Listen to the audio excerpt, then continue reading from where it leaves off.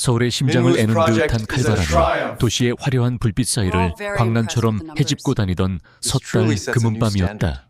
한강의 수면 위로 솟아오른 마천루들은 마치 얼어붙은 거인의 묘비처럼 차갑게 빛나고 있었고, 거리마다 쏟아지는 인파와 흥겨운 캐럴 소리만이 묵시록적인 추위 속에서 유일한 온기처럼 느껴졌다. 하지만 그 모든 소음과 불빛이 닿지 않는 성북동의 한적한 언덕길에는 세상의 모든 소란으로부터 격리된 듯한 짙은 침묵이 내려앉아 있었다. 그 침묵의 중심에 어둠 속에서도 묵직한 존재감을 드러내는 검은색 마이바흐 한 대가 유령처럼 서 있었다. 시동은 꺼져 있었지만 차량 내부의 희미한 불빛은 한 남자의 날카로운 옆얼굴을 조각처럼 비추고 있었다. 그의 이름은 이등강 국제 금융계의 보이지 않는 손으로 불리는 베리타스 캐피탈의 회장이었다. 하지만 그의 주민등록 서류에 먼지처럼 남아있는 본명은 강지훈, 바로 20년 전 이 거리에서 맨발로 쫓겨났던 이름이었다. 그의 시선은 차창 너머 눈 덮인 언덕 위에 위압적으로 서 있는 대저택에 고정되어 있었다. 한때 그의 집이었던 곳, 아버지의 온기와 웃음소리가 가득했던 공간이었다. 하지만 지금 그곳은 그의 모든 것을 빼앗아간 자들의 요새가 되어 있었다. 저택의 모든 창문에서는 연 회장의 샹들리에서나 볼 수 있을 법한 따뜻하고 화려한 빛이 새어나오고 있었고, 정원은 연말 파티를 위해 동원된 전문 업체가 설치한 조명들로 대낮처럼 밝았다. 지우는 마른 입술을 혀로 축였다. 20년이라는 시간은 한 소년을 냉혹한 포식자로 만들기에 충분한 시간이었다.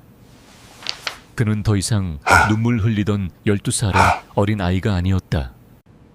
그의 눈은 월스트리트의 가장 탐욕스러운 늑대들도 두려워하게 만드는 깊고 차가운 심연을 담고 있었다. 그 심연 속에서 20년 전 그날의 기억이 마치 어제 일처럼 선명하게 떠올랐다. 눈보라가 휘몰아치던 밤, 얇은 내복 차림으로 무릎 꿇고 있던 자신과 그를 경멸의 눈빛으로 내려다보던 계모 백수경의 얼굴이. 내 아비는 죽었다. 이제 이 집의 주인은 나야. 그리고 너 같은 천덕꾸러기가 있을 자리는 없어. 차갑고 날카로운 목소리는 그의 고막을 찢는 것 같았다. 그녀의 옆에는 동갑내기 아들 백민혁이 비웃음을 머금은 채 서 있었다. 아버지가 갑작스러운 심장마비로 세상을 떠난 지 불과 한 달도 채 되지 않은 시점이었다. 지우는 변호사가 낭독하던 유언장의 내용이 모두 거짓이라는 것을 본능적으로 알았지만 그에게는 아무런 힘이 없었다. 백수경은 지훈의 몫으로 남겨진 모든 것을 교묘한 법적 장치와 위조된 서류로 가로챘고 서진그룹의 안주인 자리를 굳혔다. 그리고 마치 집안의 더러운 쓰레기를 치우듯 지훈을 한겨울 밤거리로 내쫓았다. 닫히는 육중한 철문 소리는 어린 지훈의 세상이 끝났음을 알리는 장송곡과도 같았다. 그는 그날 밤 얼어붙은 아스팔트 위에서 다짐했다. 반드시 돌아오겠다고.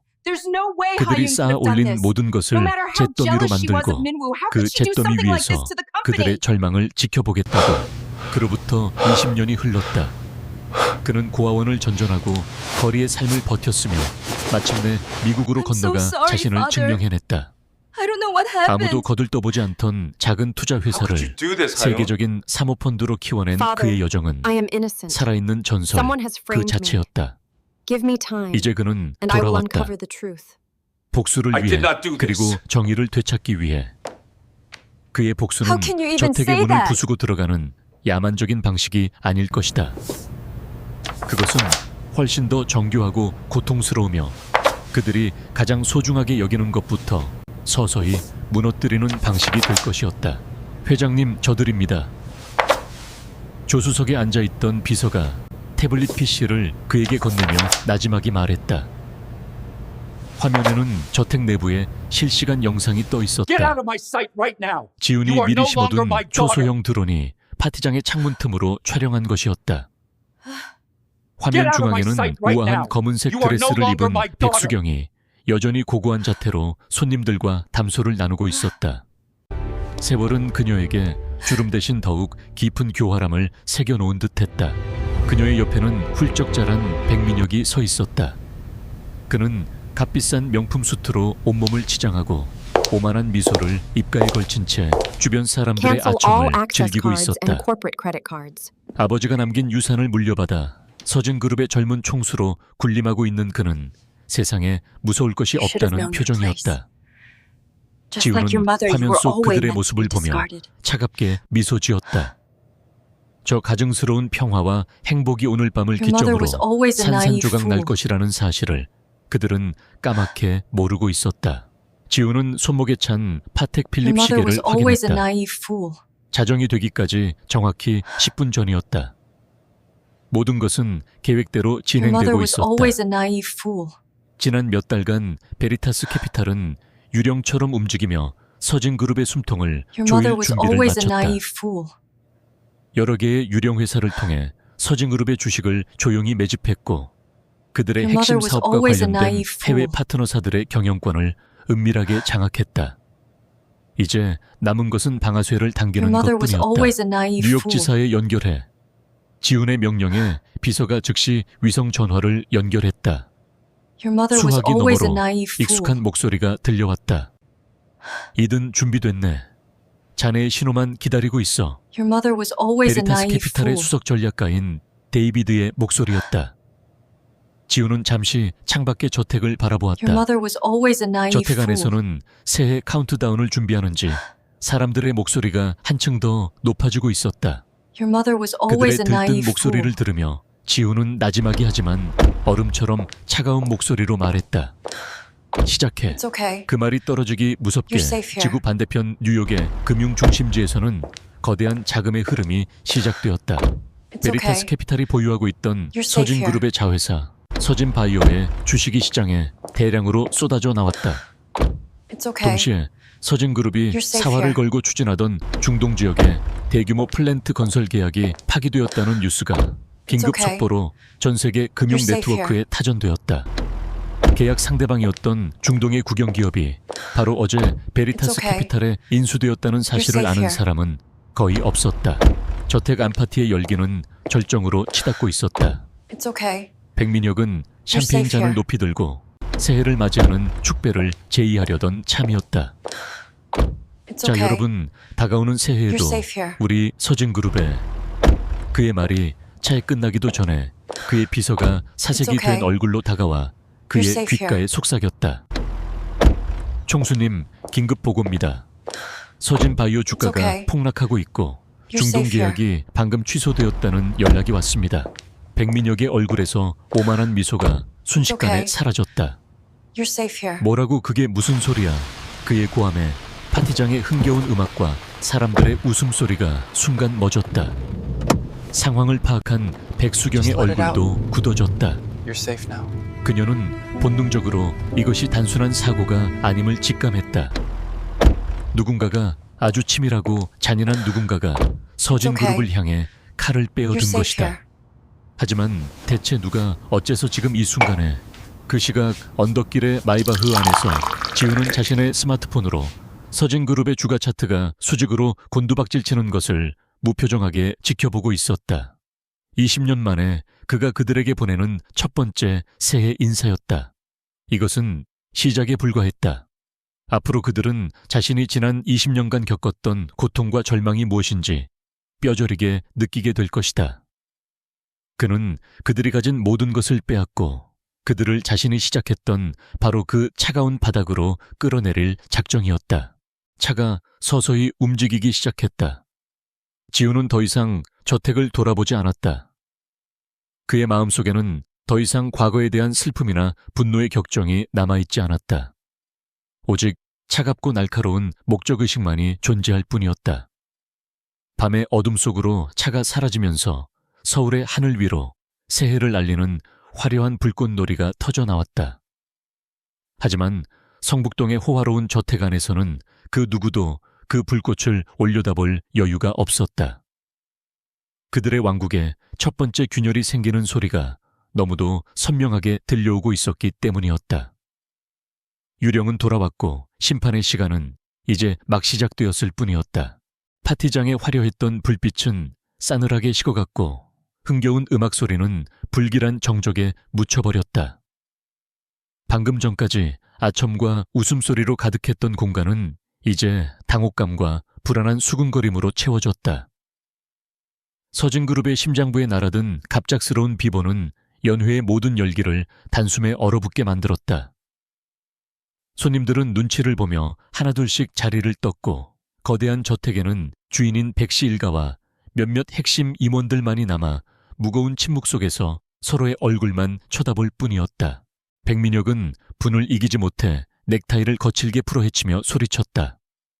도대체 어떻게 된 일이야? 누가 어떤 놈들이 감히 서진그룹을 상대로 이런 짓을 벌여? 그의 얼굴은 분노와 당혹감으로 붉게 달아올라 있었다. 그는 태어나서 단 한 번도 이런 식의 공격을 받아본 적이 없었다. 언제나 그의 길은 탄탄대로였고 서진이라는 이름은 그 어떤 위협도 막아주는 견고한 방패였다. 하지만 오늘 밤 그 방패에 선명한 균열이 생기고 말았다. 반면 그의 어머니 백수경은 아들처럼 소리를 지르지는 않았다. 그녀는 소파 깊숙이 몸을 묻은 채 핏기 가신 얼굴로 허공을 응시하고 있었다. 그녀의 눈빛은 단순한 분노를 넘어선 더 깊고 근원적인 공포에 흔들리고 있었다. 그녀의 동물적인 직감은 이것이 단순한 비즈니스 분쟁이 아님을 경고하고 있었다. 이 공격에는 서진그룹을 향한 명백한 적의와 파괴 의지가 담겨 있었다. 마치 오랜 시간 동안 이 순간만을 기다려온 누군가의 정교한 복수극처럼 느껴졌다. 일시적인 시장 교란일 뿐입니다. 너무 걱정 마십시오, 총수님. 한 임원이 애써 침착한 목소리로 백민혁을 위로하려 했지만 그의 목소리 역시 미세하게 떨리고 있었다. 그들 모두 알고 있었다. 이것은 단순한 교란이 아니었다. 서진바이오의 주식을 대량으로 투매한 세력과 중동 계약을 파기시킨 주체는 명백히 동일한 배후에서 움직이고 있었다. 이토록 정교하고 막대한 자금력을 동원할 수 있는 자는 전 세계에서도 손에 꼽을 정도였다. 바로 그 순간이었다. 굳게 닫혀있던 연회장의 육중한 문이 소리 없이 열렸다. 모두의 시선이 그쪽으로 향했다. 문 앞에는 단 한 번도 본 적 없는 낯선 남자가 서 있었다. 완벽하게 재단된 다크 네이비 수트는 그의 다부진 체격과 어깨를 더욱 돋보이게 했고 흐트러짐 없는 머리카락과 날카로운 턱선은 잘 벼려진 칼날 같은 인상을 주었다. 그의 존재감은 너무나 압도적이어서 그가 들어서는 것만으로도 실내의 공기가 무겁게 내려앉는 듯 했다. 누구냐 넌 여긴 어떻게 들어왔어? 백민혁이 경비원들을 부르짖으며 신경질적으로 소리쳤다. 그의 눈에 비친 남자는 그저 불청객일 뿐이었다. 하지만 남자는 그의 고함에도 눈 하나 깜짝하지 않았다. 그는 마치 자신의 집 안뜰을 거닐 듯 여유로운 걸음으로 연회장 안으로 들어섰다. 그의 차가운 시선이 혼란에 빠진 사람들을 천천히 훑어본 뒤 마침내 소파에 앉아있는 백수경에게 멈췄다. 그 시선이 마주치는 순간 백수경의 온몸이 그대로 얼어붙었다. 그녀는 숨을 쉴 수 없었다. 시간이 멈춘 것 같았다. 남자의 얼굴 윤곽 깊고 차가운 눈매 굳게 담은 입술. 세월이 흘러 완벽한 남자의 모습으로 변해 있었지만 그 근저에 남아있는 어린 소년의 그림자를 그녀는 알아볼 수 있었다. 20년 전 눈보라 속에서 자신을 원망과 증오의 눈빛으로 올려다보던 자신이 맨발로 내쫓았던 바로 그 아이 강지훈이었다. 지훈이. 그녀의 입에서 거의 들리지 않을 정도의 작은 신음소리가 새어나왔다. 그 이름을 듣는 순간 백민혁의 얼굴이 경악으로 물들었다. 그는 믿을 수 없다는 듯 남자를 다시 쳐다보았다. 기억 저편에 희미하게 남아있던 늘 주눅 들어있던 볼품없는 소년의 모습과 눈앞의 압도적인 남자는 도저히 연결되지 않았다. 하지만 남자의 입가에 떠오른 희미하고 냉소적인 미소는 그가 누구인지를 명백하게 증명하고 있었다. 오랜만입니다, 백수경 여사님. 그리고 형. 지훈의 목소리는 낮고 부드러웠지만 그 안에는 만년설 같은 냉기가 서려 있었다. 형이라는 단어를 입에 담을 때 그의 입술은 경멸감으로 미세하게 뒤틀렸다. 그는 주변의 임원들이나 널브러진 음식에는 조금의 관심도 없다는 듯 오직 백수경과 백민형만을 응시하며 천천히 다가왔다. 그의 발걸음 소리는 마치 사형 집행인의 발소리처럼 연 회장의 정적을 갈랐다. 내가 어떻게 살아 있었어? 백수경이 간신히 말을 쥐어짰다. 그녀는 지훈이 거리에서 얼어 죽거나 고아원에서 비참하게 살다가 사라졌을 것이라고 막연히 생각해왔다. 아니, 그렇게 믿고 싶었다. 하지만 그녀의 눈앞에 서 있는 존재는 그녀의 모든 예상을 산산조각 내는 괴물이었다. 그는 살아남았을 뿐만 아니라 상상조차 할 수 없는 힘을 가진 존재가 되어 돌아온 것이다. 지훈은 는 대답 대신 파티장 한쪽 벽에 걸린 거대한 가족 사진을 향해 고개를 돌렸다. 사진 속에는 환하게 웃고 있는 아버지와 그 옆에 다소곳이 서 있는 백수경, 그리고 어색한 미소를 짓고 있는 어린 백민혁의 모습이 담겨 있었다.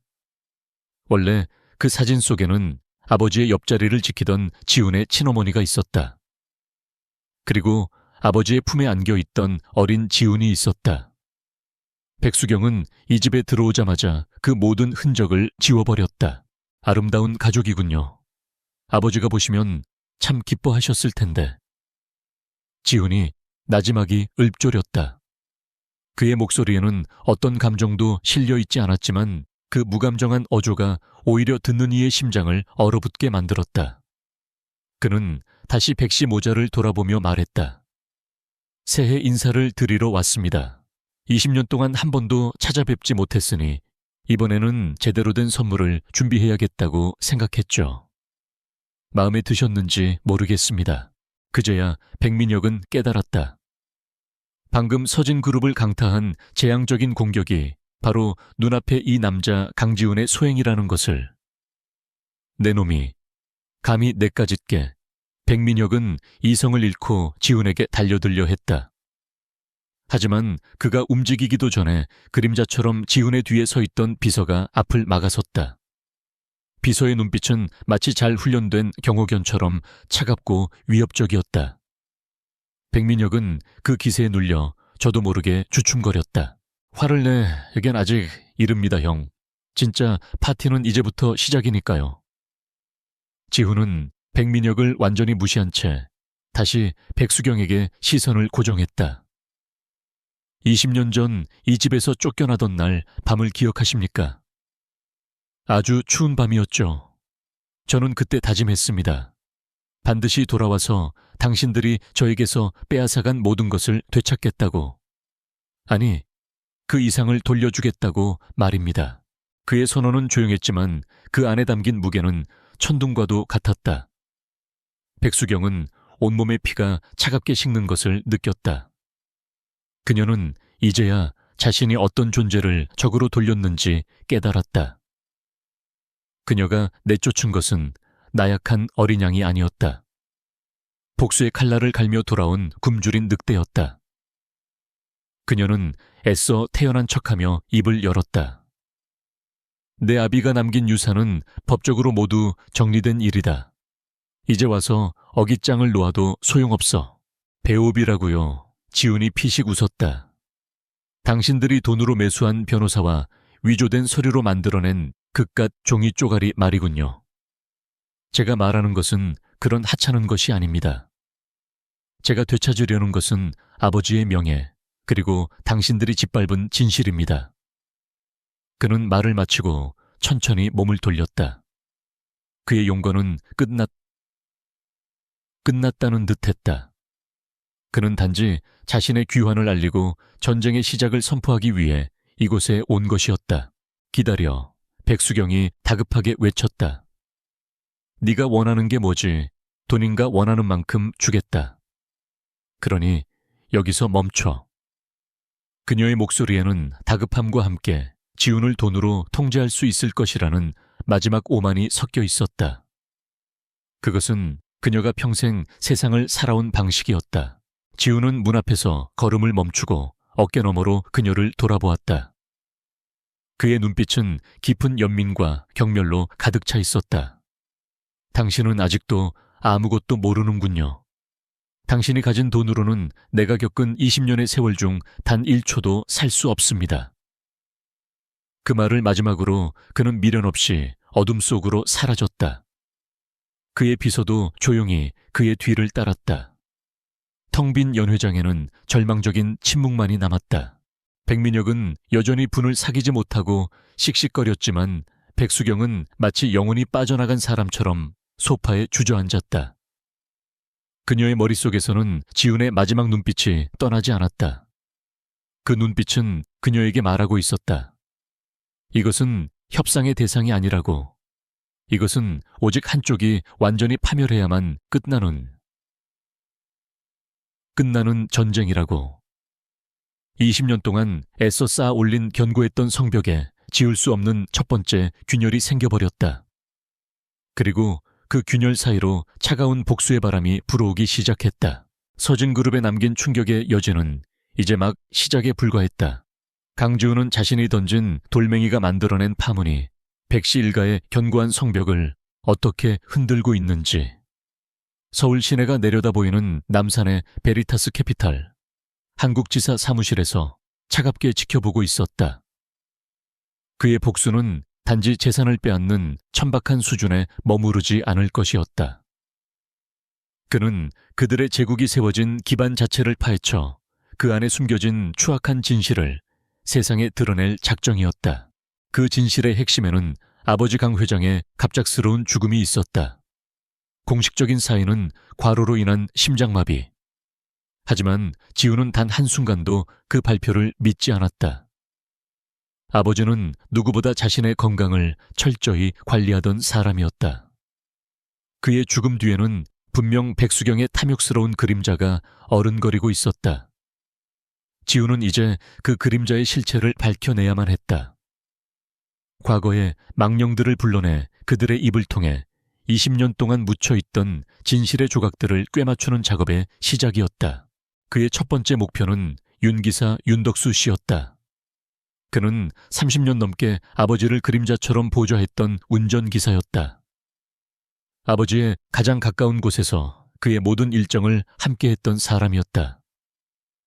그러나 아버지의 장례식이 끝나자마자 백수경은 그를 헐값의 퇴직금과 함께 가차없이 해고했다. 지훈의 비서팀은 며칠 만에 경기도 외곽의 작은 아파트에서 연금으로 근근히 살아가고 있는 그의 행방을 찾아냈다. 약속 장소는 화려한 호텔 라운지가 아닌 을지로 뒷골목의 허름한 국밥집이었다. 지훈은 일부러 그런 장소를 택했다. 위압감을 덜고 상대방이 편안하게 마음을 열 수 있는 환경을 만들기 위해서였다. 약속 시간 정각 희끗희끗한 머리에 허리가 굽은 노인이 조심스럽게 식당 문을 열고 들어섰다. 집여 20년의 세월은 정정했던 남자의 얼굴에 깊은 주름을 새겨 놓았지만 지우는 그가 윤 기사임을 한눈에 알아보았다. 윤 기사는 자신을 부른 사람이 누구인지 모른 채 어리둥절한 표정으로 두리번거렸다. 지훈이 자리에서 일어나 가볍게 목례를 하자 노인의 눈이 믿을 수 없다는 듯 크게 흔들렸다. 그는 지훈의 얼굴과 기억 속 어린 도련님의 모습을 몇 번이고 번갈아 쳐다보았다. 도련님, 정말 지훈 도련님이십니까?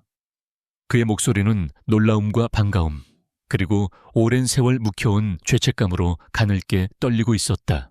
오랜만입니다, 윤 기사님. 편히 앉으시죠. 지훈의 차분한 목소리에 윤 기사는 마법에 걸린 듯 자리에 앉았다. 그는 지훈의 얼굴에서 눈을 떼지 못했다. 돌아가신 강 회장님의 젊은 시절을 빼닮은 얼굴 하지만 그 눈빛은 회장님보다 훨씬 더 깊고 차가웠다. 마치 세상의 모든 풍파를 겪고 난 사람의 눈빛이었다. 그는 도련님이 살아있다는 사실만으로도 감격에 겨워 눈시울을 붉혔다. 따뜻한 국밥이 나오고 어색한 침묵이 잠시 흘렀다. 지우는 서두르지 않았다. 그는 노인이 마음의 준비를 할 때까지 기다렸다. 마침내 윤 기사가 먼저 입을 열었다. 그날 제가 도련님을 지켜드리지 못했습니다. 평생의 한입니다. 그의 목소리에는 짙은 회한이 배어 있었다.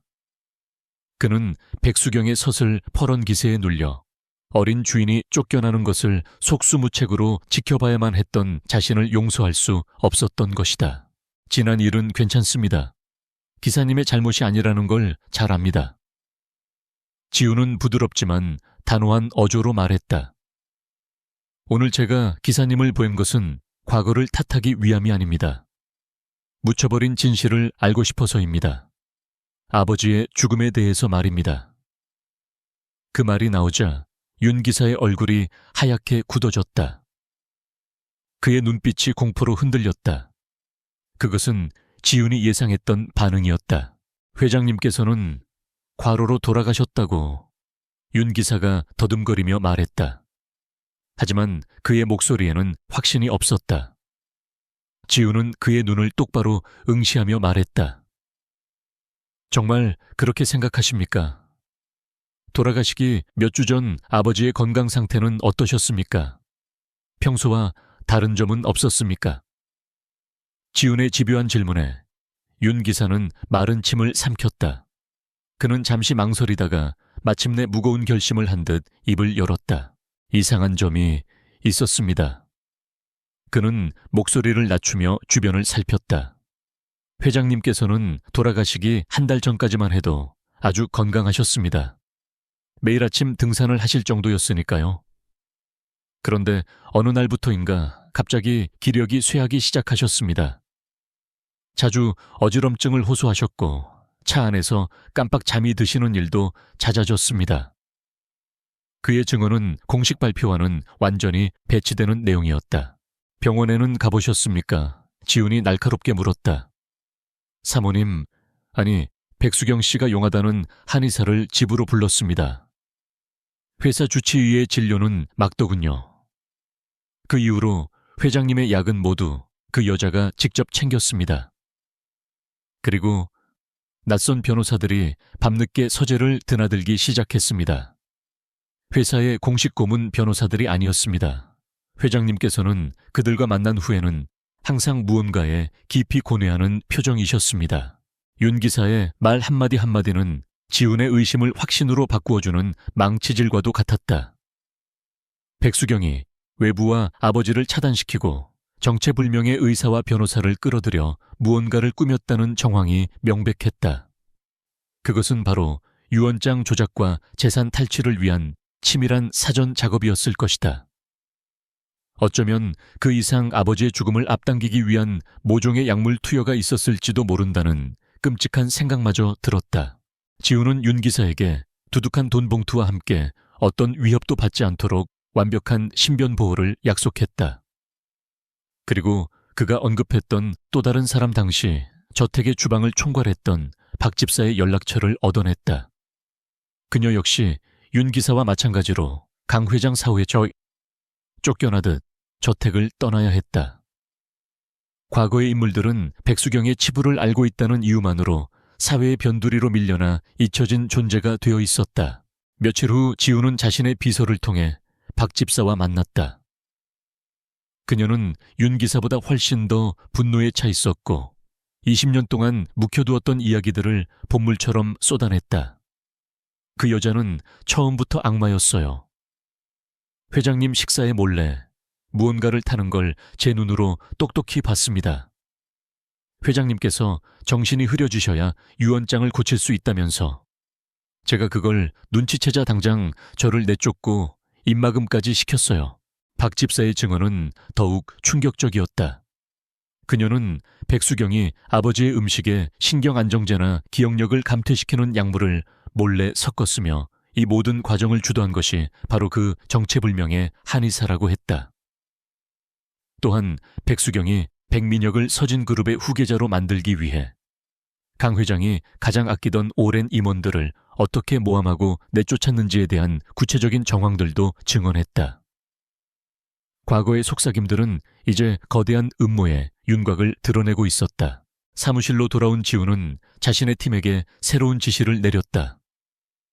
20년 전 강 회장 자택에 출입했던 왕 원장이라는 한의사를 찾아내 그의 모든 과거와 현재 행적을 파악해 그리고 당시 강 회장의 유언장을 공증했던 법무법인 청명, 그곳의 대표 변호사와 백수경 사이의 자금 거래 내역을 샅샅이 뒤져 그의 목소리는 강철처럼 차갑고 단단했다. 그는 이제 단순한 복수를 넘어 아버지의 죽음에 얽힌 진실을 파헤치는 탐정이 되어 있었다. 백수경이 파놓은 거짓의 무덤을 파헤치고 그 안에 묻혀있는 아버지의 진짜 유언과 명예를 되찾아야 했다. 과거로부터 들려오는 희미한 속삭임들은 이제 그의 귓가에서 진실을 밝히라는 거대한 함성이 되어 울려 퍼지고 있었다.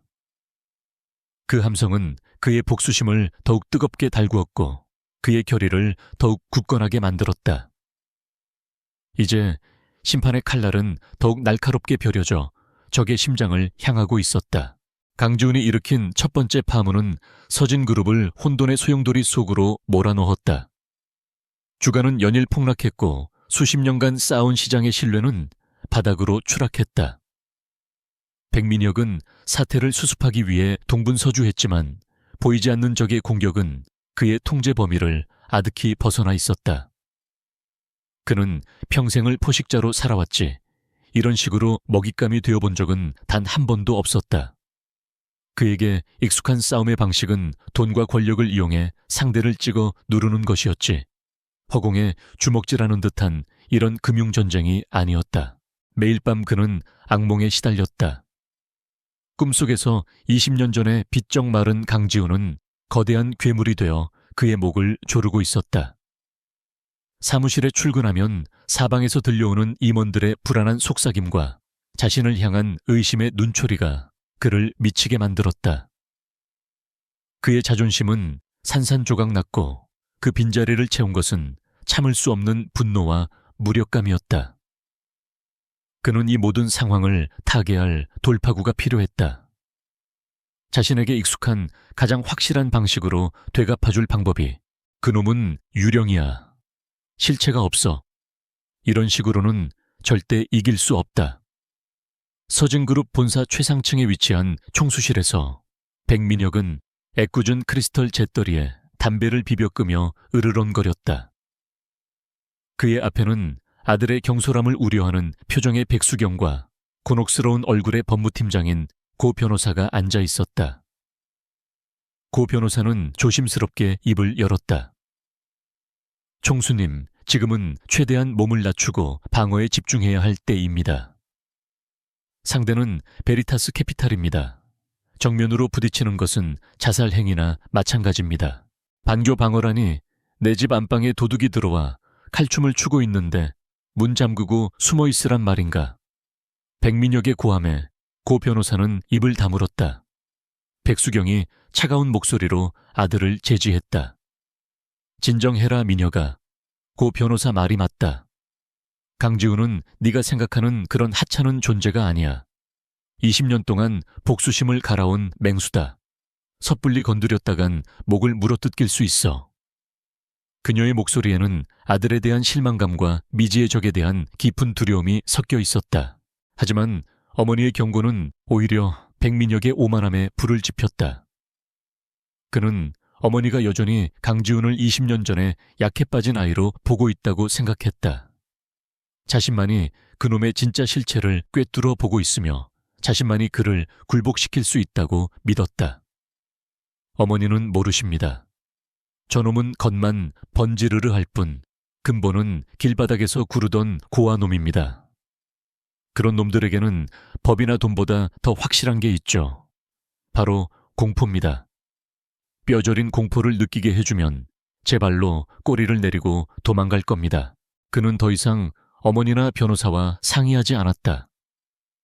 그는 자신만의 방식으로 전쟁을 치르기로 결심했다. 그날 밤 그는 은밀하게 한 남자를 만났다.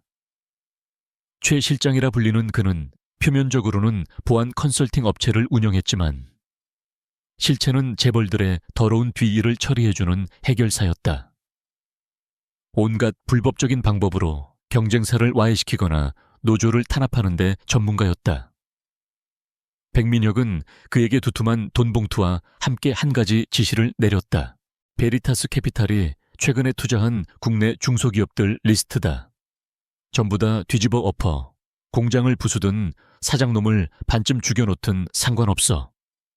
강지훈과 손을 잡으면 어떻게 되는지, 그놈의 편에 서면 어떤 꼴을 당하는지 똑똑히 보여줘. 다시는 한국 땅에 발붙일 생각도 못하게 만들어. 그의 눈은 복수심으로 이글거리고 있었다. 그는 강지훈의 돈줄을 직접 공격할 수 없다면 그 돈이 흘러들어가는 혈관들을 모두 끊어버릴 작정이었다. 최 실장의 행동은 신속하고 잔인했다. 며칠 뒤 경기도의 한 산업단지에 위치한 작은 로봇 기술 스타트업 넥젠 로보틱스의 사무실에 건장한 남자들이 들이닥쳤다.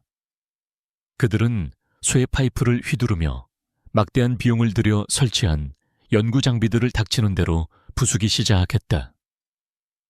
직원들은 비명을 지르며 흩어졌고 젊은 대표는 그들 앞을 막아섰다가 무자비한 폭행을 당했다. 남자들은 피투성이가 되어 쓰러진 대표의 귓가에 속삭였다. 베리타스에서 손떼. 이게 마지막 경고야. 비슷한 사건이 연이어 터졌다. 베리타스의 투자를 받은 물류회사의 창고에 원인 모를 불이 났고 친환경 소재를 개발하던 벤처기업은 핵심 기술 자료를 도난당했다. 백민혁은 매일 밤 최 실장에게서 걸려오는 보고 전화를 받으며 만족스러운 미소를 지었다. 그는 강지훈이 이제 공포에 질려 협상을 구걸해올 것이라고 확신했다. 그는 자신의 방식이 옳았다고 이것이야말로 진정한 힘의 논리라고 생각하며 승리를 예감했다. 하지만 그 시각 남산의 베리타스 캐피탈 사무실에서 강지훈은 전혀 다른 그림을 보고 있었다. 그의 앞에는 거대한 스크린이 여러 개 펼쳐져 있었고 각각의 화면에는 넥젠 로보틱스의 사무실 물류회사의 창고 등에서 벌어진 모든 폭력 행위가 고화질 영상으로 생생하게 기록되고 있었다. 지훈의 팀은 이미 백민혁의 성향을 완벽하게 분석하고 그의 저열한 방역 방식을 예측하고 있었다. 그들은 모든 투자사에 미리 최첨단 보안 시스템을 설치하고 위기 대응 매뉴얼까지 전달해 놓은 상태였다. 모든 증거를 확보했습니다. 지훈의 옆에 서 있던 보안팀장이 보고했다.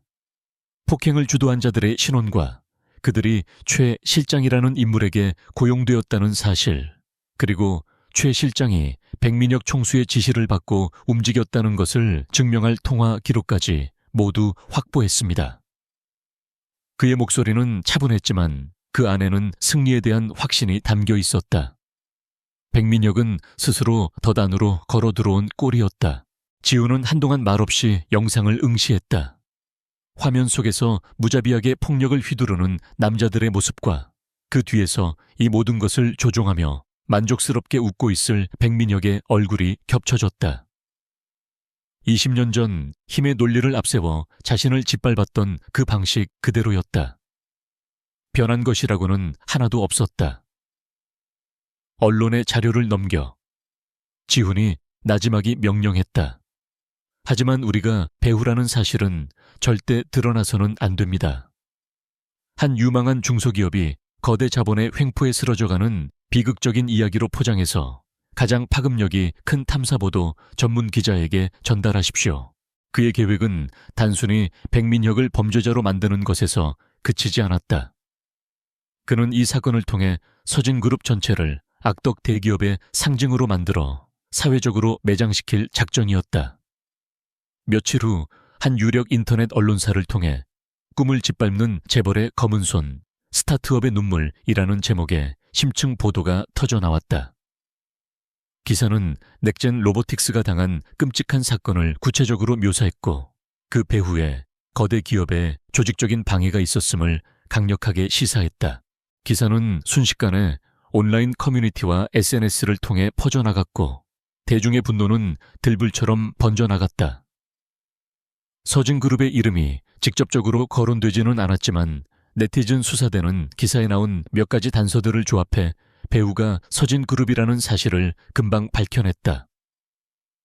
여론은 급격하게 악화되었고 서진그룹 불매운동의 조짐까지 보이기 시작했다. 경찰 역시 더 이상 사건을 외면할 수 없게 되었다. 백민혁은 자신의 사무실에서 분노로 부들부들 떨며 기사들을 읽어내렸다. 단순한 협박으로 끝날 줄 알았던 일이 걷잡을 수 없는 스캔들로 비화된 것이다. 그는 자신이 판 함정에 자신이 빠졌음을 뒤늦게 깨달았다. 강지훈은 그의 주먹을 피하지 않았다. 오히려 가슴을 활짝 열어 맞아준 뒤 피 흘리는 자신의 모습을 만천에 공개하며 그를 살인 미수범으로 만들어버린 것이다. 이것은 그가 상상했던 싸움의 방식이 아니었다. 그의 오만함은 이제 그의 목을 조르는 밧줄이 되어 있었다. 그때 그의 전화벨이 날카롭게 울렸다. 화면에 뜬 이름은 어머니였다. 네가 대체 무슨 짓을 저지른 건지 알고나 있는 개냐. 수화기 너머로 들려오는 백수경의 목소리는 분노를 넘어선 차가운 절망에 잠겨 있었다. 백민혁이 저지른 어리석은 실수의 대가는 상상 이상으로 혹독했다. 서진그룹의 주가는 바닥을 모르고 추락했고 악덕 기업이라는 낙인은 웬만한 위기관리 전략으로는 지워낼 수 없을 만큼 깊게 새겨졌다. 총수 일가를 향한 대중의 비난은 봇물 터지듯 쏟아졌고 경찰과 공정거래위원회의 조사가 본격적으로 시작되면서 제국은 창립 이래 최대의 위기에 직면했다. 백민혁은 자신의 사무실에 틀어박혀 속수무책으로 상황이 악화되는 것을 지켜볼 뿐이었다. 그의 오만함이 불러온 재앙 앞에서 그는 완전히 무력했다. 이 모든 혼란의 중심에서 유일하게 냉정을 유지하고 있는 사람은 백수경이었다. 그녀는 더 이상 아들의 어리광을 받아줄 생각이 없었다. 그녀는 자신의 손으로 직접 이 전쟁의 지휘권을 잡기로 결심했다. 아들이 벌여놓은 진흙탕 싸움을 자신이 가장 잘하는 방식의 우아하고도 치명적인 전쟁으로 바꿔야만 했다. 그녀는 자신의 집무실에서 지난 수십 년간 공들여 구축해온 보이지 않는 권력의 네트워크를 가동하기 시작했다. 그녀의 첫 번째 전화는 언론계의 막후 실력자로 통하는 조 주필에게로 향했다. 그는 돈과 권력의 논리에 따라 움직이는 펜을 가진 자였다. 진실 따위는 중요하지 않았다. 그에게 중요한 것은 오직 기사가 만들어낼 파급력과 그에 따른 대가뿐이었다. 백수경은 그에게 거액의 자금 지원을 약속하며 강지훈이라는 인물을 사회적으로 매장시켜달라고 주문했다. 그 아이는 복수심에 불타는 괴물일 뿐입니다. 애국기업인 서진을 무너뜨리고 국부를 유출하려는 검은 머리 외국인이죠. 그의 불행한 과거를 이용해 대중의 동정심을 얻고 있지만 실체는 아주 위험한 인물이라는 것을 사람들이 알아야 합니다. 두 번째 전화는 법조계의 독사로 불리는 김앤장의 최정계 변호사 박태수에게 연결되었다. 그는 승리를 위해서라면 어떤 불법적인 수단도 마다하지 않는 인물이었다. 백수경은 그에게 베리타스 캐피탈을 올가맬 법적 함정을 만들라고 지시했다. 시장 질서 교란, 적대적 M&A를 위한 불법 자금 동원 산업 스파이 행위. 없는 죄라도 만들어내세요. 그가 한국에서 단 하루도 편히 잠들 수 없도록 끝없는 소송의 지옥에 가둬버리세요. 그녀의 목소리는 얼음장처럼 차가웠고 그 안에는 아들을 향한 실망감을 넘어선 생존을 위한 처절한 결의가 담겨 있었다. 며칠이 지나지 않아 전세는 미묘하게 바뀌기 시작했다. 강지훈을 동정하던 여론에 균열이 생기기 시작한 것이다. 보수 언론을 중심으로 베리타스 캐피탈의 과거 행적을 문제 삼는 기사들이 쏟아져 나왔다. 그들은 베리타스가 해외에서 어떻게 부실 기업들을 헐값에 인수한 뒤 해체하여 막대한 차익을 남겼는지를 상세히 보도하며 그들을 기업 사냥꾼, 월가의 약탈자로 규정했다. 강지훈의 개인사에 대한 악의적인 기사들도 연이어 터져 나왔다. 그가 고아원을 전전하며 문제아로 낙인 찍혔던 과거 미국으로 건너가 성공하는 과정에서 있었을지 모를 어두운 거래들에 대한 의혹들이 제기되었다.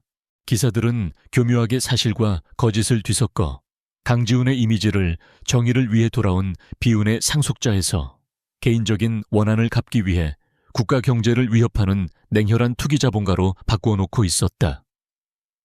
대중은 혼란에 빠졌다. 누구의 말이 진실인지 판단하기 어려워졌다. 서진그룹의 폭력 사태에 분노했던 여론의 화살은 이제 그 방향을 조금씩 강지훈에게로 돌리기 시작했다. 남산의 베리타스 캐피탈 사무실. 강지훈은 거대한 스크린에 떠있는 기사들을 무표정한 얼굴로 읽어내리고 있었다. 그의 팀원들은 격앙된 목소리로 대책을 논의하고 있었다. 이건 명백한 흑색 선전입니다. 전부 고소해야 합니다. 하지만 지훈은 그들의 말을 가만히 듣고만 있었다. 그는 이 모든 공격의 배후에서 움직이는 보이지 않는 손을 느끼고 있었다. 이것은 백민혁과 같은 단순하고 직선적인 공격이 아니었다. 훨씬 더 교활하고 정교하며 치밀하게 계산된 방역이었다. 백민혁이 아니야. 지훈이 나지막이 입을 열었다. 그의 목소리에 회의실 안의 모든 소음이 멎었다. 이 모든 것을 지휘하고 있는 건 백수경이다. 아들이 벌인 실수를 만회하고 판 자체를 새로 짜려는 속셈이지. 그는 스크린에 떠있는 조주필의 사진과 박태수 변호사의 프로필을 띄웠다. 저들은 백민혁 같은 애송이가 움직일 수 있는 인물들이 아니야.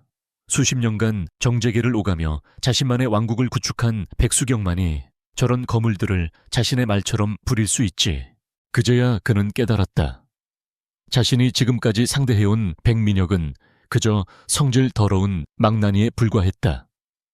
진짜 저기 거대한 성을 지키는 여왕은 바로 백수경이었다.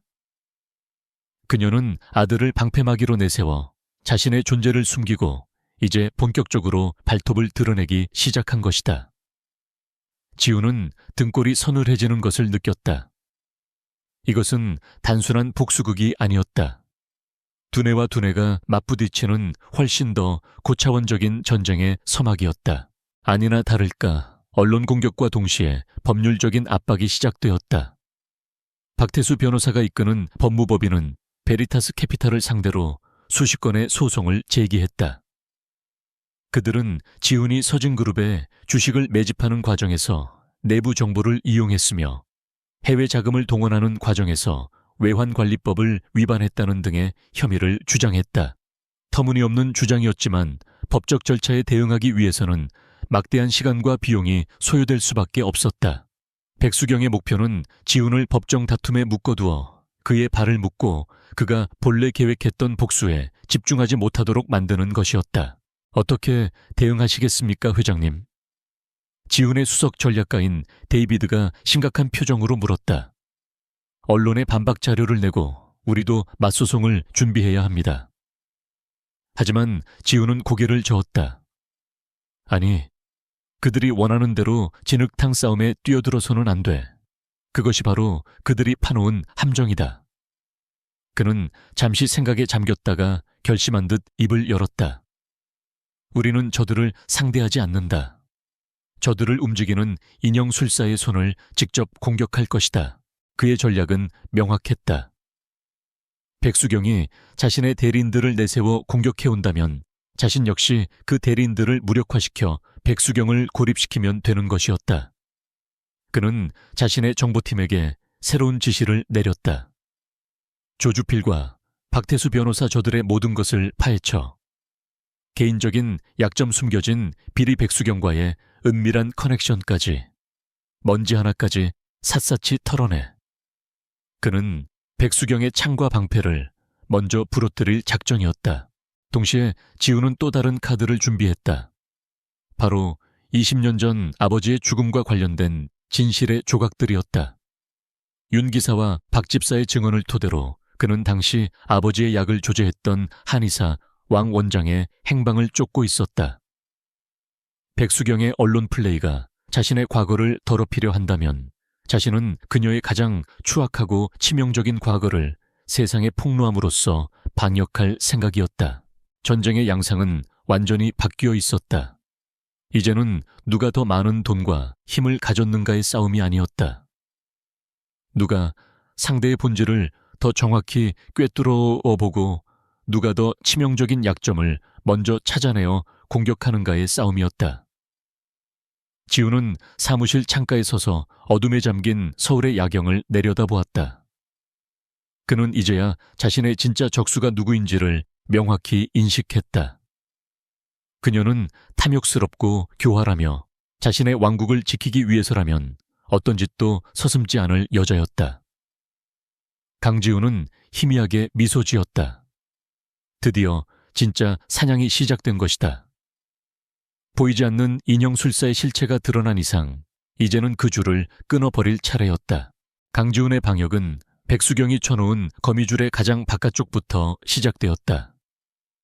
그의 정보팀은 밤낮으로 움직이며 조주필과 박태수 변호사의 뒷조사를 샅샅이 파헤쳤다. 그들이 파고들수록 단순한 개인 비리를 넘어 훨씬 더 거대하고 조직적인 부패의 실체가 드러나기 시작했다.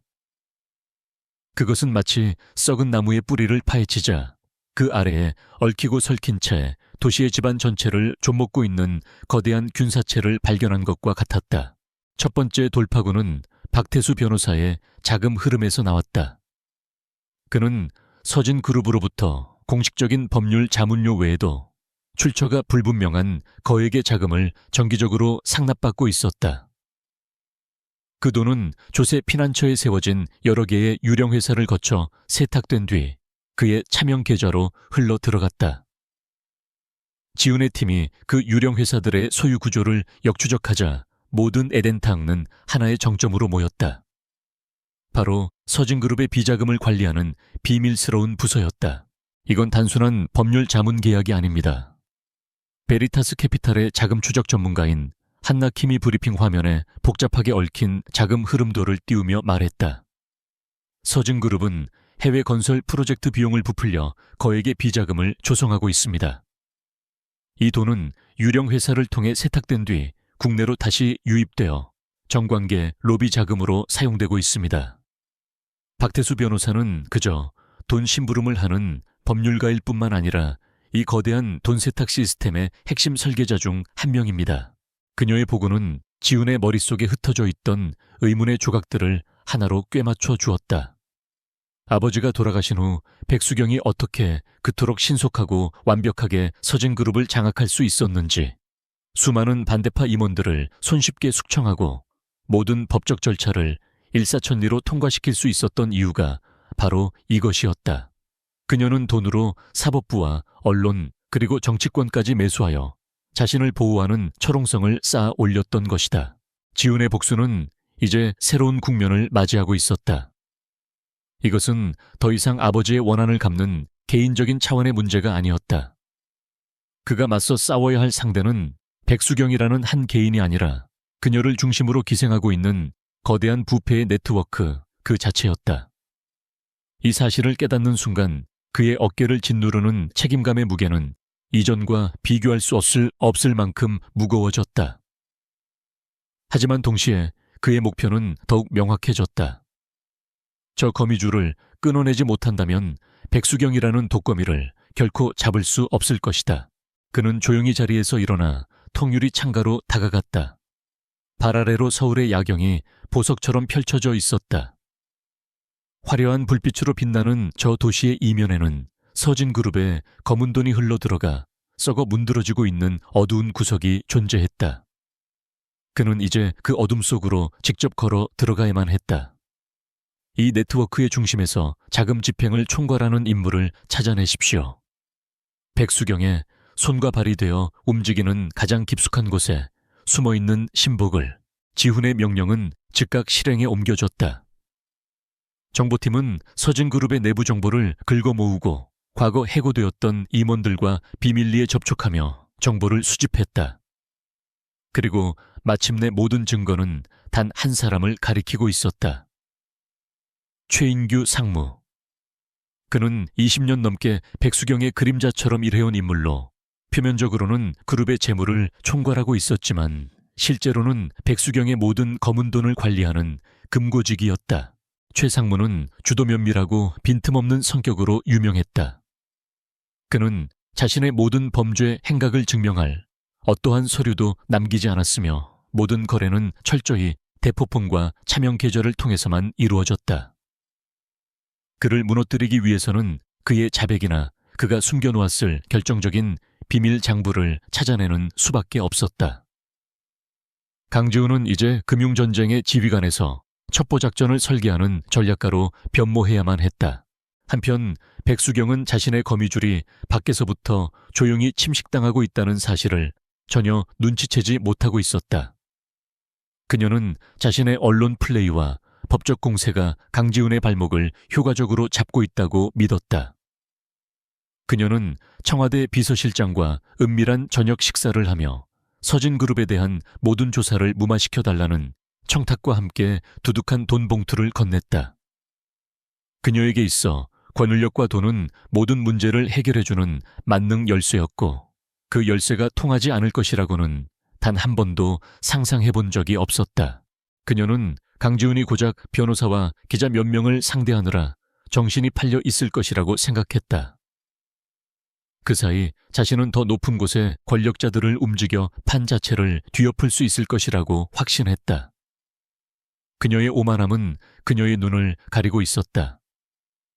그녀는 강지훈이 자신의 창과 방패를 공격하는 척하면서 실제로는 자신의 심장부, 즉 비자금 네트워크를 정조준하고 있다는 사실을 까맣게 모르고 있었다. 지훈의 팀은 최 상무의 모든 일거수일투족을 감시하기 시작했다. 그의 집과 사무실 주변에는 위장한 요원들이 배치되었고 그의 차량에는 위치 추적 장치가 부착되었다. 그의 모든 통화는 감청되었고 그의 컴퓨터는 최고의 해커에 의해 해킹되었다. 마치 보이지 않는 그물이 최 상무를 향해 서서히 좁혀져 오고 있었다. 그리고 마침내 그들에게 결정적인 기회가 찾아왔다. 최 상무가 매달 마지막 주 금요일 밤 강남의 한 고급 룸살롱에서 비밀 장부를 관리하는 회계사와 정기적으로 만난다는 첩보가 입수된 것이다. 그 자리에서 그는 지난 한 달간의 로비 내역을 정리하고 다음 달에 자금 집행 계획을 세웠다. 그 비밀 장부만 손에 넣을 수 있다면 백수경과 그녀의 부패 네트워크 전체를 한 번에 무너뜨릴 수 있는 완벽한 증거가 될 것이었다. 작전 계획을 세우십시오. 지훈이 보안팀장에게 명령했다. 어떠한 물리적 충돌도 있어서는 안 됩니다. 누구도 눈치채지 못하게 유령처럼 움직여야 합니다. 우리가 필요한 것은 오직 하나 최 상무의 가방 안에 있을 그 장부의 디지털 사본뿐입니다. 그의 눈은 이제 월스트리트의 승부사가 아닌 냉혹한 작전 지휘관의 눈빛으로 빛나고 있었다. 이제 싸움의 무대는 화려한 금융시장에서 어둡고 은밀한 첩보의 세계로 옮겨졌다. 지훈은 자신이 가진 모든 자원과 인력을 총동원하여 이 위험한 작전을 준비했다. 그의 복수는 이제 개인의 영역을 넘어 사회의 암적인 존재를 도려내는 거대한 수술이 되어가고 있었다. 그는 이 수술을 성공시키기 위해서라면 자신의 손에 피를 묻히는 것 또한 각오하고 있었다. 부패의 거미줄을 끊어내기 위한 가장 날카로운 칼날이 이제 거미의 심장을 향해 겨눠지고 있었다. 작전 개시 3시간 전 베리타스 캐피탈 한국지사의 심장부인 상황실은 얼음물 같은 긴장감으로 가득 차 있었다. 하지만 그곳에는 혼란이나 불안 대신 잘 벼려진 칼날 같은 전문성과 고요한 집중력만이 존재했다. 모든 것은 강지훈이라는 압도적인 지휘관의 통제 아래 있었다. 그는 지난 며칠간 잠을 거의 자지 않았지만 그의 눈은 그 어느 때보다 맑고 냉철하게 빛나고 있었다. 그는 거대한 메인 스크린 앞에 서서 마지막 브리핑을 진행하고 있었다. 스크린에는 강남의 고급 룸살롱 라비앙의 복잡한 내부 도면과 최인규 상무의 동선, 그리고 작전에 투입될 요원들의 프로필이 차례로 떠올랐다. 그의 목소리는 낮고 차분했지만 모든 단어에는 강철 같은 무게가 실려 있었다. 다시 한번 강조한다. 우리의 목표는 최인규의 신병 확보도 물리적 충돌도 아니다. 오직 그의 가방 안에 있는 비밀 장부의 데이터다. 그의 시선이 상황실에 모인 핵심 팀원들을 천천히 훑었다.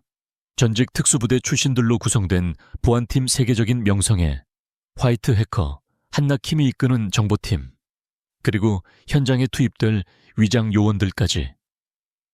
그들은 월스트리트의 금융 전문가들이 아니라 마치 정교한 군사작전을 수행하는 최전개 부대처럼 보였다.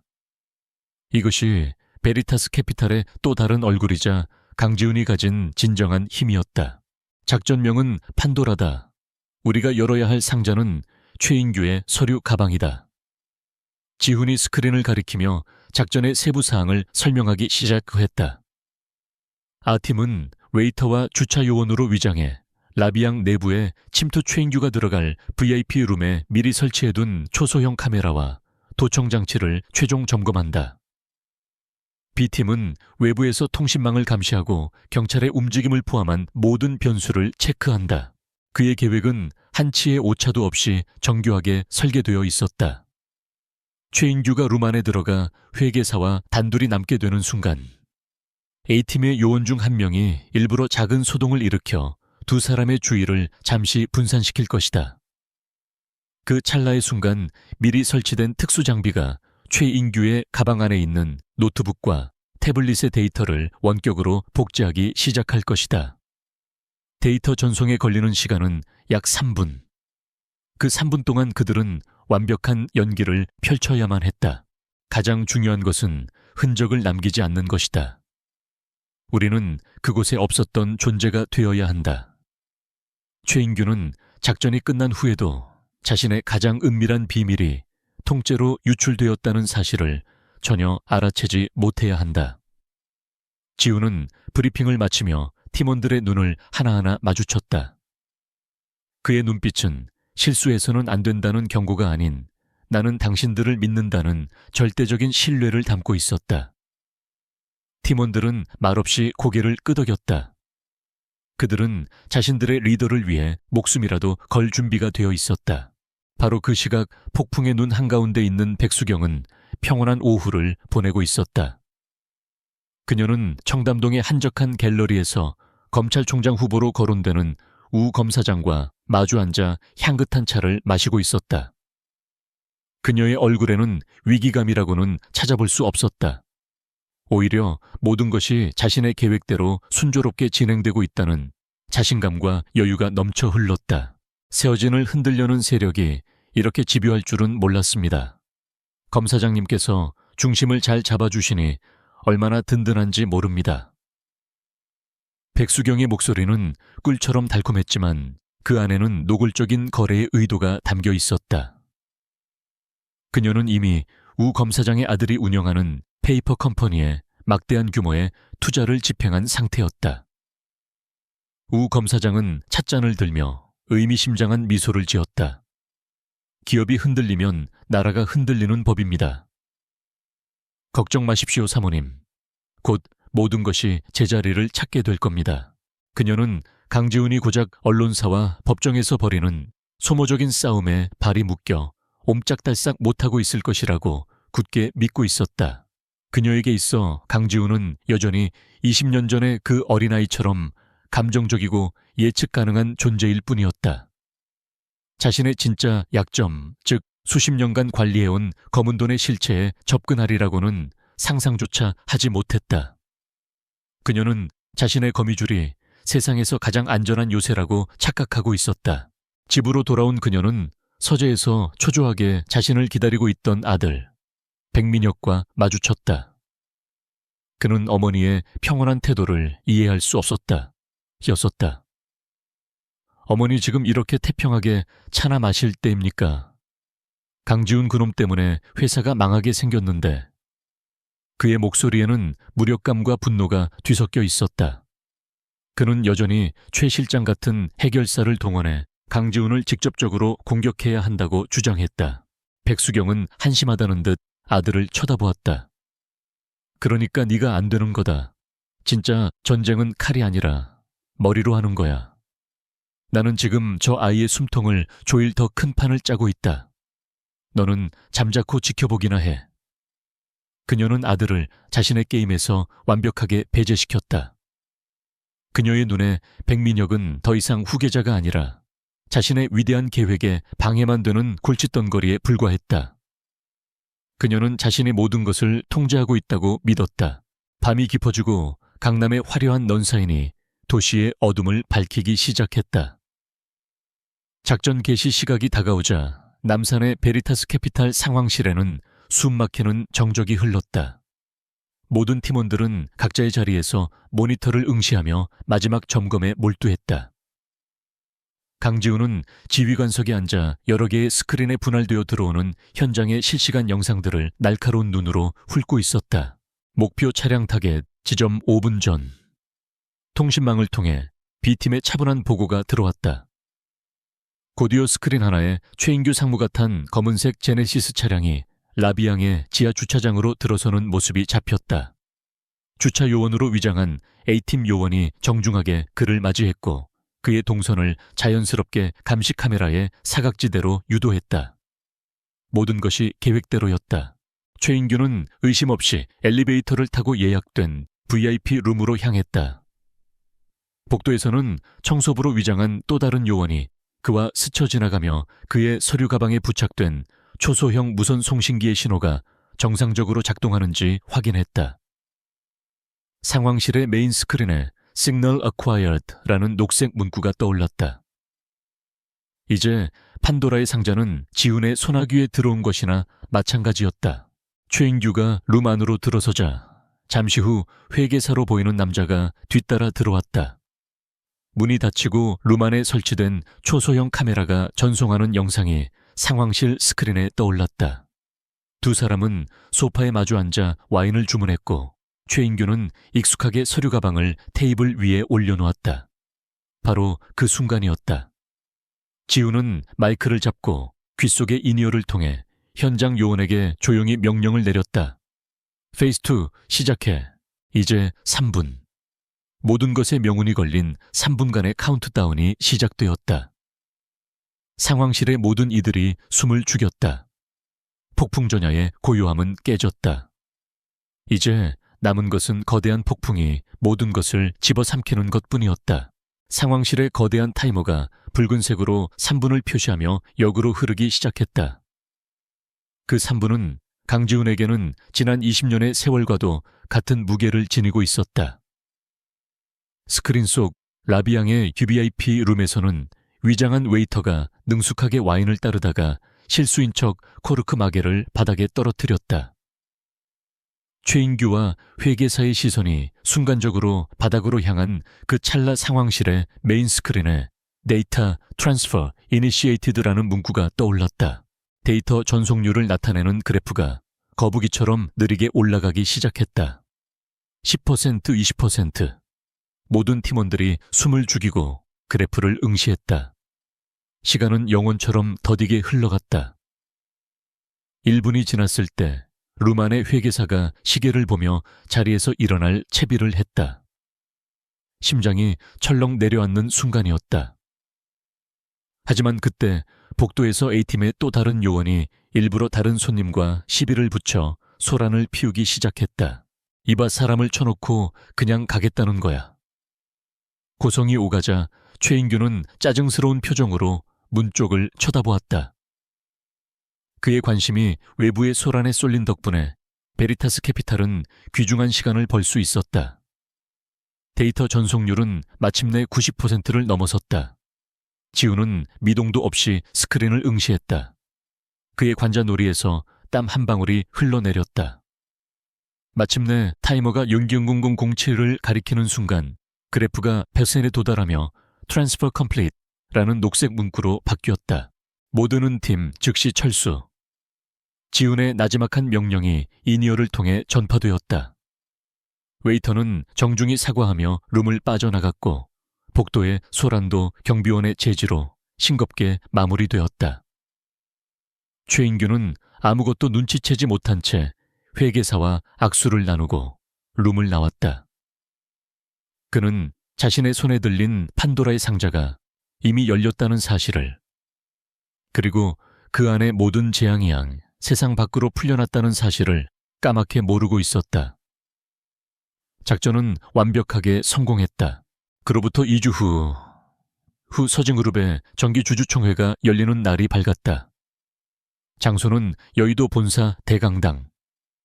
이른 아침부터 수많은 주주와 기관 투자자들, 그리고 재계의 이목을 집중시키는 사건의 향방을 취재하려는 기자들로 인산인해를 이루었다. 백수경은 이날을 자신의 완전한 승리를 선포하는 대관식으로 만들 작정이었다. 그녀는 지난 2주간 자신이 가진 모든 인맥과 자금을 총동원해 우호 지분을 확보하고 반대파를 침묵시켰다. 그녀는 우아한 아이보리색 정장 차림으로 아들 백민혁과 함께 단상에 올랐다. 연이은 악재에도 불구하고 그녀의 얼굴에는 자신감이 넘쳤다. 그녀는 강지훈이 제기한 모든 의혹을 근거 없는 음해로 규정하고 오늘 이 자리에서 대표이사 연임안과 아들의 사내이사 재신임안을 압도적인 표 차이로 통과시켜 논란의 종지부를 찍을 계획이었다. 그녀의 눈에 비친 주주들은 그저 자신의 각본대로 움직여줄 꼭두각시에 불과했다. 존경하는 주주 여러분, 그리고 내외 귀빈 여러분. 최근 저희 서진그룹을 둘러싼 여러 불미스러운 일들로 심려를 끼쳐드린 점, 그룹의 총수로서 깊은 유감을 표합니다. 백수경이 준비된 연설문을 차분하게 읽어 내려가기 시작했다. 그녀의 연기는 완벽했다. 그녀는 모든 사태의 책임을 아들의 미숙함으로 돌리면서도 그룹의 미래를 위해 다시 한번 기회를 달라고 호소하며 동정심을 자아냈다. 총회는 그녀의 의도대로 순조롭게 진행되는 듯했다. 몇몇 소액주주들이 날카로운 질문을 던졌지만 백수경은 노련하게 답변을 피하거나 전문 경영인에게 마이크를 넘기며 위기를 관리했다. 마침내 마지막 안건인 임원 재신님 투표의 시간이 다가왔다. 의장이 투표 시작을 선언하려던 바로 그 순간이었다. 의장 잠시만요. 장내의 스피커를 통해 낮고 강렬한 목소리가 울려 퍼졌다. 모든 사람의 시선이 발언자가 서 있는 객석 뒤쪽으로 쏠렸다. 그곳에는 단 한 번도 공식 석상에 모습을 드러낸 적 없었던 남자 강지훈이 서 있었다. 그는 값비싼 수트 대신 간결한 비즈니스 캐주얼 차림이었지만 그의 존재감은 장내의 모든 사람을 압도하고도 남았다. 단상 위에 백수경과 백민혁의 얼굴이 순식간에 굳어졌다. 그가 어떻게 여기에 무슨 자격으로 발언을 하는 것인가? 의장이 당황한 목소리로 물었다. 누구신데 발언권을 신청하지 않고? 지훈은 그의 말을 가로막았다. 베리타스 캐피탈의 의결권을 위임받은 대리인 이든 강입니다. 그가 말을 마치자 그의 옆에 서 있던 변호사가 의장에게 서류 뭉치를 전달했다. 서류를 확인한 의장의 얼굴이 하얗게 질렸다. 베리타스 캐피탈 및 특수관계인 지분 총 17.8%. 장내가 술렁이기 시작했다. 강지훈이 어느새 서진그룹의 2대 주주로 올라서 있었던 것이다. 지훈은 천천히 단상을 향해 걸어갔다. 그의 발걸음 소리가 대강당의 정적을 갈랐다. 그는 마이크 앞에 서서 백수경의 눈을 똑바로 응시하며 입을 열었다. 그의 목소리는 차분했지만 모든 단어는 비수가 되어 그녀의 심장에 박혔다.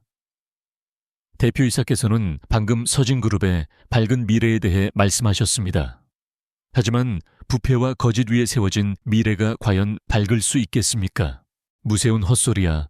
백민혁이 이성을 잃고 소리쳤지만 지훈은 그를 완전히 무시했다. 그의 시선은 오직 백수경에게 고정되어 있었다. 저는 오늘 이 자리에서 주주 여러분께 진실을 말씀드리고자 합니다. 서진그룹의 뿌리가 얼마나 깊이 썩어 있는지, 그리고 저들의 탐욕이 한 사람의 인생과 한 기업의 명예를 어떻게 짓밟았는지에 대해서 말입니다. 그 말을 신호로 대강당의 거대한 스크린 화면이 바뀌었다. 첫 번째 화면에 나타난 것은 복잡한 자금 흐름도였다. 바로 최인규의 비밀 장부에서 나온 데이터였다. 이것은 서진그룹이 지난 10년간 조성한 비자금 내역입니다. 해외 유령 회사를 통해 세탁된 수천억 원의 돈이 여기 계신 몇몇 분들을 포함한 정관계 인사들에게 어떻게 흘러 들어갔는지 상세히 기록되어 있습니다. 화면에는 우 검사장을 비롯한 사회 유력 인사들의 이름과 구체적인 액수가 적나라하게 떠올랐다. 장내는 경악으로 아수라장이 되었다. 백수경의 얼굴에서 핏기가 사라졌다. 불가능한 일이었다. 저것은 오직 자신과 최인규만이 알아야 할 극비 정보였다. 그녀가 충격에서 벗어나기도 전에 지우는 다음 증거를 공개했다. 스크린에는 눈물을 흘리며 증언하는 윤 기사와 박 집사의 영상이 나타났다. 저 여자는 회장님 식사에 몰래 약을 탔어요. 회장님 정신을 흐리게 만들어서 유언장을 자기들 마음대로 바꾸려고. 박 집사의 절규가 강당 전체에 울려 퍼졌다. 마지막 일격이었다. 지우는 스크린에 20년 전 아버지가 돌아가시기 직전의 유언장, 원본과 백수경이 위조한 유언장을 나란히 띄웠다. 필적 감정 결과 위조된 유언장에 찍힌 인감과 서명이 모두 정교하게 위조된 것이라는 국립과학수사연구원의 공식감정 소견서까지 함께였다. 백수경 대표는 남편이 위독한 틈을 타 재산을 가로채기 위해 유언장을 위조하고 심지어 그의 죽음을 방조하거나 앞당겼을지 모를 중대한 범죄 혐의를 받고 있습니다. 모든 것이 끝났다. 백수경은 마치 영혼이 빠져나간 사람처럼 허망하게 주저앉았다.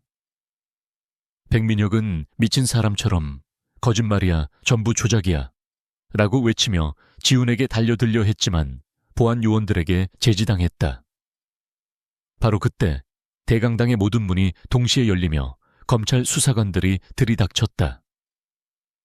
백수경 씨, 백민혁 씨. 특정경제범죄가중치 어벌법상 횡령 배임 및 사문서 위조 혐의로 두 분을 긴급 체포합니다. 카메라 플래시가 미친 듯이 터졌고 주주들의 고성과 기자들의 외침이 뒤섞여 강당은 거대한 혼돈에 휩싸였다. 수사관들에게 양팔이 붙들려 끌려나가는 백수경의 눈과 단상 위에서 차갑게 그 모습을 내려다보는 지훈의 눈이 허공에서 마주쳤다. 그 순간 백수경의 눈에는 더 이상 오만함이나 분노가 남아있지 않았다. 오직 완전한 패배와 파멸에 대한 공포만이 담겨 있을 뿐이었다. 20년간의 복수극은 가장 화려하고도 처절한 방식으로 막을 내리고 있었다. 심판은 내려졌다. 첫눈이 소리 없이 내려와 잿빛 도시를 하얗게 뒤덮던 밤. 강지훈이 20년 만에 고국 땅을 밟았던 그날로부터 정확히 1년의 시간이 흐른 또 다른 섣달 금은밤이었다.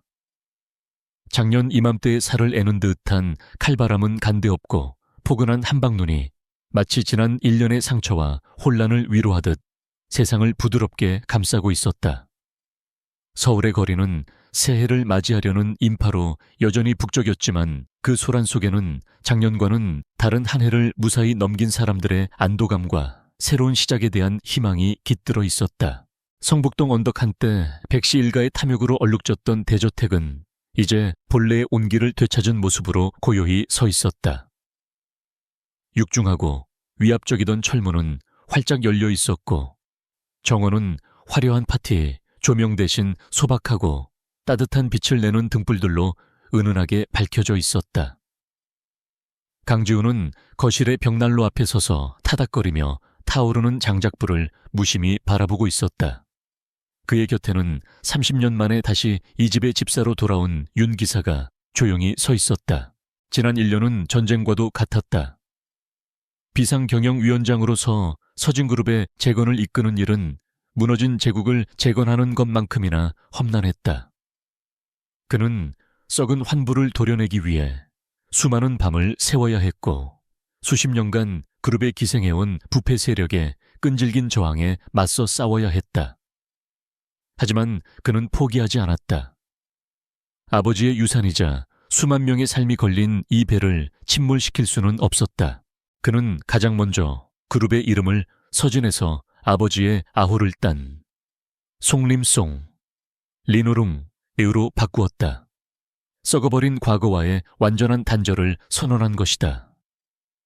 그는 백씨 일가가 사적으로 축적했던 모든 자산을 처분해 직원들의 밀린 임금을 지급하고 협력업체의 부채를 갚았다. 그리고 전문 경영인 체제를 도입하여 투명하고 합리적인 지배 구조를 확립했다.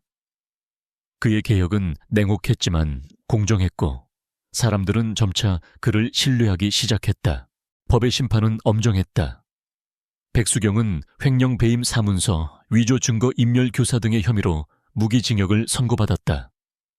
그녀는 마지막까지 자신의 죄를 뉘우치지 않았고 차가운 법정에서 히스테릭하게 소리를 지르다 끌려나갔다. 그녀가 평생을 바쳐 쌓아 올린 모든 것은 결국 한 줌의 죄로 사라졌다.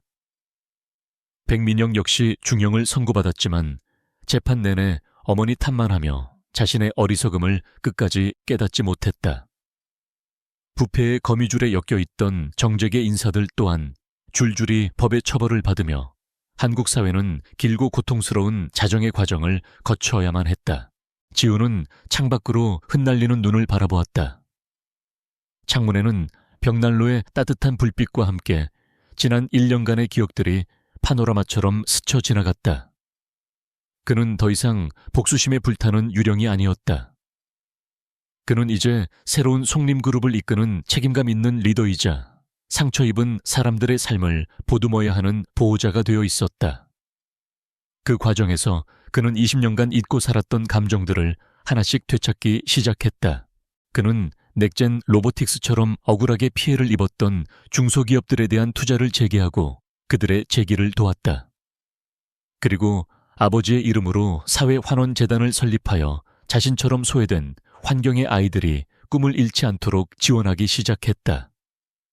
그는 다른 사람의 상처를 보듬어주면서 역설적으로 자신의 깊은 상처도 서서히 치유되고 있음을 느꼈다. 텅 비어있던 그의 가슴에 아주 작은 온기가 다시 피어오르기 시작한 것이다. 도리언님, 새해 떡국입니다. 윤 기사가 정갈하게 차려진 떡국 한 그릇을 그의 앞에 놓으며 말했다. 회장님이라는 직함 대신 그는 여전히 지훈을 도련님이라 불렀다.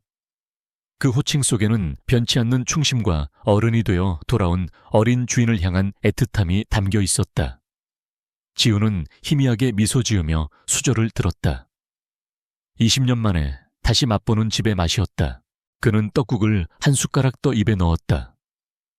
아주 어릴 적 어머니가 끓여주셨던 바로 그 맛과 비슷했다. 그의 눈가가 저도 모르게 뜨거워졌다.